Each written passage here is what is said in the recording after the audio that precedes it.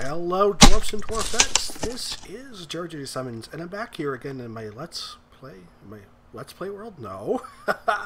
In my dwarf world.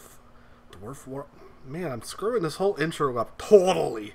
Anyway, I'm back. I don't even know what I'm doing here anymore. So, let's play some Dwarf Fortress while we're at it. While I'm making an idiot of myself. That's always pretty easy, right? Shh, you. Okay, so, yes. We can see some moss growing here, which is interesting. Some cavern moss. That's good. What that's from is it's from the, what's it called? It's from the cavern I opened up below. It releases what looks like, well, some people refer to them as spores, and they kind of act that way. As soon as they're released, any dirt exposed in your fortress starts growing moss, and eventually bushes and trees and whatnot. It can be annoying, but it's not that big of a deal. If something gets blocked, just chop it down or whatever. So anyway, what was I doing? Oh yes, I wanted to build some. I want to get these things underground, the workshops, and so I'm building some stone blocks. And so the thing about blocks is that stone is actually really rather heavy, and it takes your dwarves a long time to haul them around. And so I'm going to make blocks out of them because you end up getting a couple blocks for each stone. See there? Yeah, I think you get 4 blocks for each stone. The blocks are lighter and can be used just like stone in most building, most construction. Oh, what is that? Is that a cat? A son of a... Is a cat. Okay. So yeah, blocks are good. They're also more valuable. So especially since I'm using chalk here, they actually end up being really rather valuable, and so it's actually pretty good. So anyway, what I need now is I need a refuge pile. So refuge. So let's do that. Big pile of garbage. Otherwise my fortress is going to get crazy bad. And so later when I decide am I finished? I'm finished. That was quick. When I build a wall, I'm going to build out of blocks because it's just a lot easier to handle that way. Just means a lot less stone hauling. Especially since I got to haul them from way the heck down there. Okay, how are we doing here? So that's... So we got the basics going. Let's put a workshop. Mason's workshop.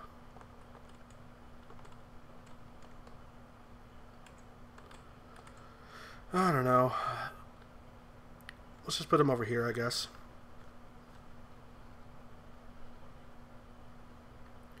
Chalk block.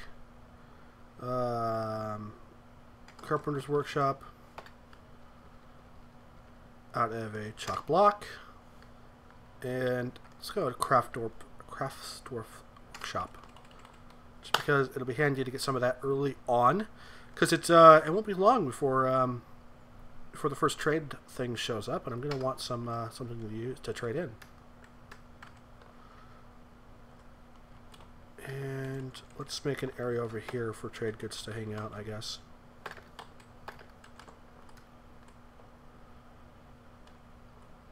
Alright. Well, the dwarfs are going to do their thing. Hopefully it won't take too long.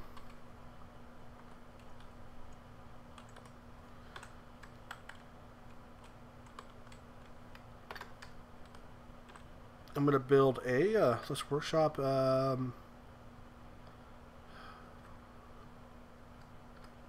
still. Yep, there we go.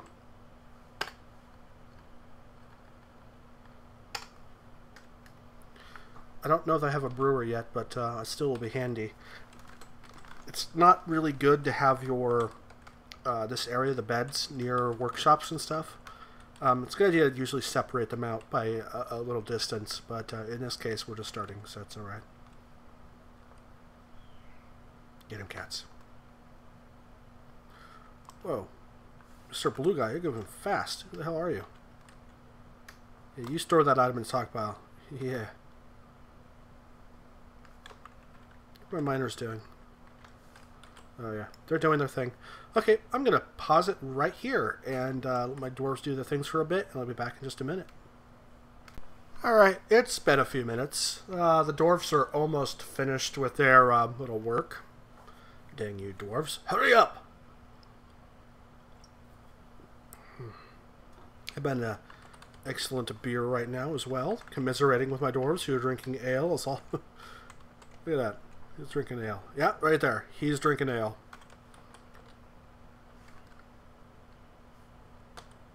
Oh, I don't know what he's drinking. Probably ale. Yes, it's definitely ale. I'm just going to declare it right now. So anyway, I've made a couple stockpiles. So this is a furniture stockpile. This is a stone stockpile, obviously. I did switch it so it could only be chalk, but I didn't catch it quick enough, so we have one non-chalk item in there. Oh well. We got pretty close. What is that? Coal. Great. And then this is a wood stockpile. So, yeah, that's fine. Dwarves need to hurry the hell up. And so what I'm going to do is I'm going to de-designate these stockpiles here.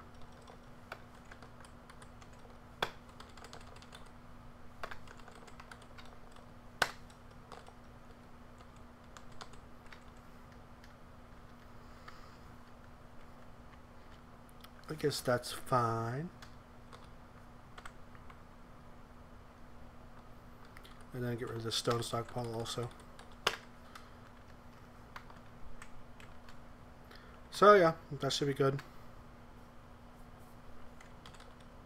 What are you guys doing? Oh yeah, they're just chilling. I don't have any idle dwarves, and so everybody is doing something right now. Oh, it looks like most of them are just randomly doing nothing important. What's that, a shrub? Those trees growing in my fortress. This is not okay.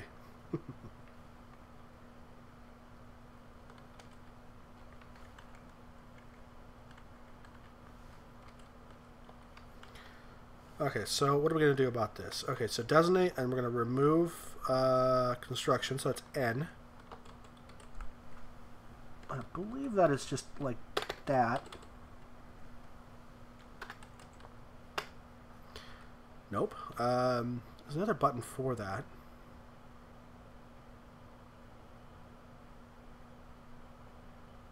Oh, remove staircase and ramps. Right. Okay.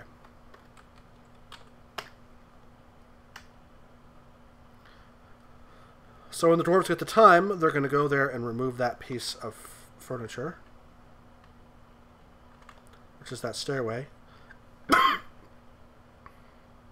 excuse me. When that's done, what I'm going to do is build a wall right there. And a two-piece wall right there should keep things from coming into the fortress, period, like completely. So that should save, keep us secure from underground flying things. There's nothing to catch in the swamps. You liar.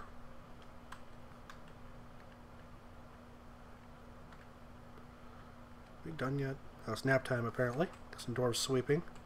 Good. Keep them off the keep them out of trouble. You drinking sons of bitches. Come on, get back to mining. There's no drinking on the job. Don't make me take away your booze. Okay, well. Alright, there they go. So, my next step is to start, well, is to continue on the permanent construction of the fortress. I'm thinking at this point that this is going to be a like a permanent work area.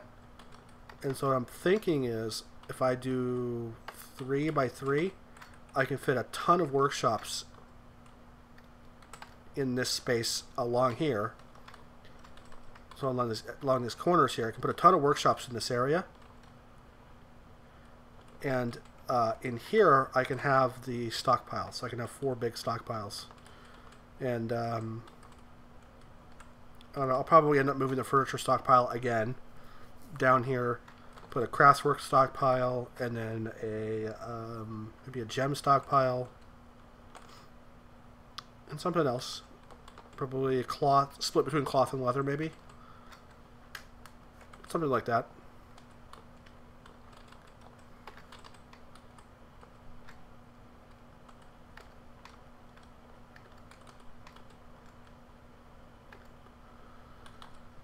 we go. Oops. Looks like I'm just new at this, huh? There we go. Should be good. Oh, wait. Right, once more.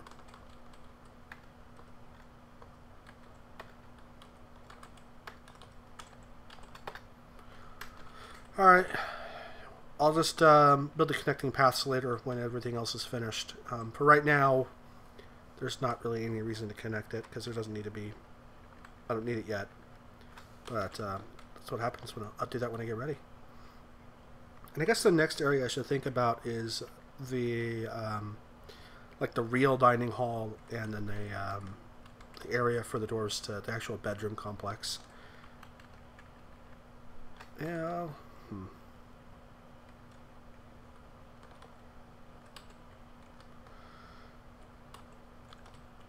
Now that I kind of think about it, maybe I should concentrate on developing a food area to actual underground farming and food processing. So let's just designate this big area here.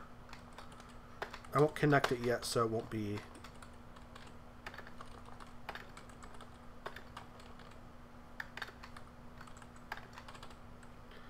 One of the interesting things about having a connection to having the spores, to having the moss and everything grow, is that grazing cattle can actually graze on the moss, and so you can keep all the cattle underground. And these shrubs, when they get up to, well, when they're living shrubs, they can be gathered, and sometimes will pop up mushrooms and stuff like that. So that's always good. Speaking of which, I'm going to do some plant gathering here. I think I have somebody who can gather plants. So in my previous series, I did a how to play Dwarf Fortress.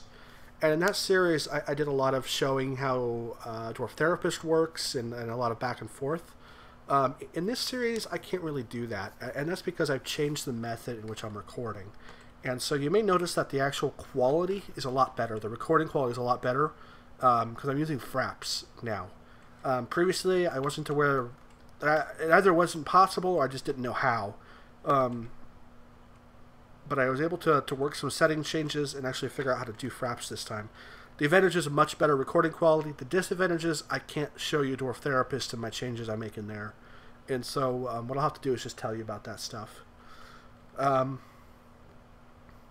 Yeah. And there's another thing I want to talk about. At some point, I'm going to have, probably after the first migration, I'm going to open it up for requests for names. Don't give them to me yet because I just don't. It's impossible to track this stuff over multiple videos. But at some point I will, and so at that point, let me know, and I will start including people into the naming of the fortress. I don't know. So you can have your dwarf in Dwarf Fortress. Okay, so what are you mining now? They got that. What the hell else is there?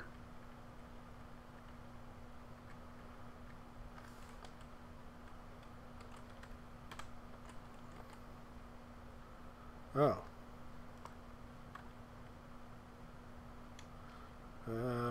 Alright, so I want to build a wall.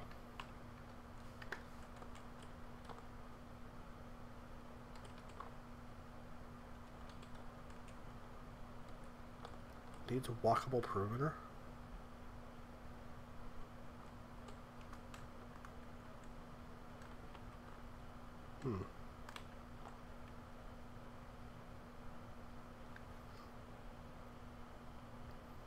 I don't actually know what's going on here.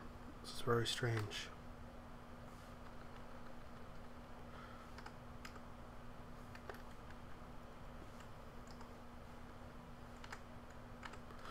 I guess that works.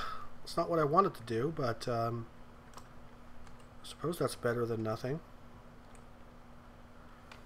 Oh, dang it. That's going to be tedious. Alright, well, anyway. It's going to pop up with damp stone warnings a bunch of times. That's not a big deal, though. I'll just deal with it. So yeah, I'm going to let pause for just a little while and let the dwarves catch up with the mining duties. And I'll be back in just a little bit. Alright. back. Okay, so the dwarves are doing their dwarfy things. So I have actually had them build a bunch of blocks. I created a new kind of stockpile, a block/bar stockpile, which I've customized to only take blocks. Because I don't have any bars anyway, but I don't really want charcoal and stuff down there. So yeah, that's what it's doing now. And I started my guy on making some beds and some bins, because blocks can be stored in bins, which is bloody amazing. Yes, I became British just for that insult. Or insult. No, not insult, swear word. Anyway, don't know. Oh yes, the thing I wanted to show you guys was what to do when it starts popping up with tons of it's a wet stone or whatever it is. So if you look over here, you can see this area here where they stopped mining. And the reason they did that is because I guess the stone was wet, because it's sitting under a river, which sounds like a good reason not to dig. However, Dwarf Fortress doesn't actually care if it's under a river or not. So it's fine. It shows up as wet, but doesn't actually hurt anything. So what I'm going to do to make this work is I'm going to remove the designation all the way back, except for the last, so I remember exactly how far to go back. There we go. And what I'm going to do is I'm going to designate one row at a time here. And what that does is it avoids this whole issue with it clicking over and over again, with having to hit OK, continue, and redesignate a bunch. Alright, so actually I don't know if you guys saw that since I'm using Fraps, but you can, with designate, you can actually draw it with your mouse. And sometimes that's handy for this kind of stuff. So anyway, let's unpause and let it do its thing. And so you just wait for the dwarf to go through and do its own, it'll do one layer at a time. And as soon as it pops over to the other side, I'm going to just designate the next line. Since it's already warned us that it's wet by blinking blue, it won't warn you another time. So there we go. So that is a very, very handy way of doing this.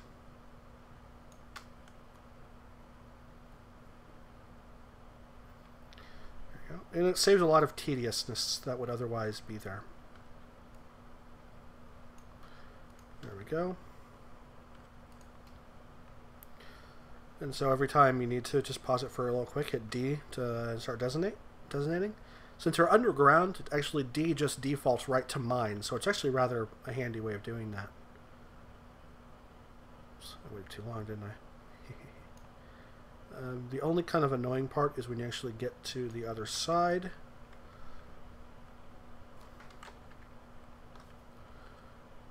Actually, it's not a problem, it turns out, because that's not wet.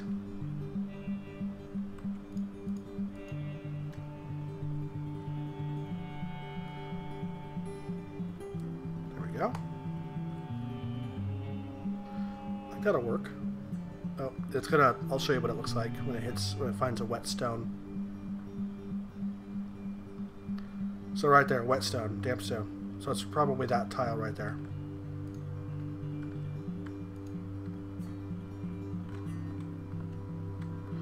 So we're going to cancel the one behind it.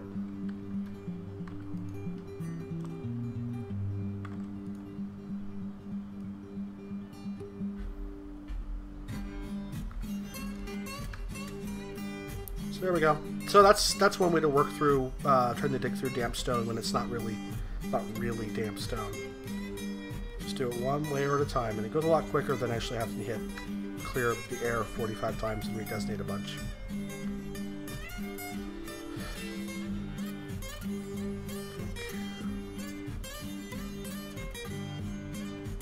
Go. Kind of the last thing I wanted to mention, in my last video I put some music in there. That music was actually created by a gentleman on Reddit who made it in as kind of a remake of the Dwarf Fortress music, and I thought it sounded amazing, so I included it in the video. He actually came up with a couple more versions of that, not that song, but a couple more videos, a couple more songs. and I got permission to include them in my next couple of videos. So near the end of this video, probably playing right now in fact, and near the end of my next video, I'll be featuring those songs. Like last time, the name will be at the bottom right-hand, or bottom left-hand side of the screen, and I'll put a link in the description to where you can go take a look and download and whatever. So there we go. My future plans, I'm going to call this an episode right here. My future plans is to work on a couple different things. First of all, I want to get farming, I got the basics kind of going, and I kind of want to continue on that. I have a nice little stockpile of chalk blocks, which are a very, very handy way to make buildings because they're really valuable. But I need to continue making a stockpile of furniture. I'm going to need more tables and chairs. I'm going to need more beds. I'm going to need some doors. I'm going to need some, probably a hatch or two. A few other things. What was I going to do with that? I don't actually remember what I was going to do with that. I don't know. Maybe I'll actually do some sand industry there. Kind of cool.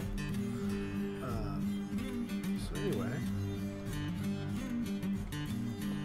oh, I don't have a plant gatherer, do I? Bummer. That's all right. So yeah, this is doing excellent. So if you guys have any questions, let me know. I think this is probably long enough for an episode. So have a great day, everybody, and ta-ta for now.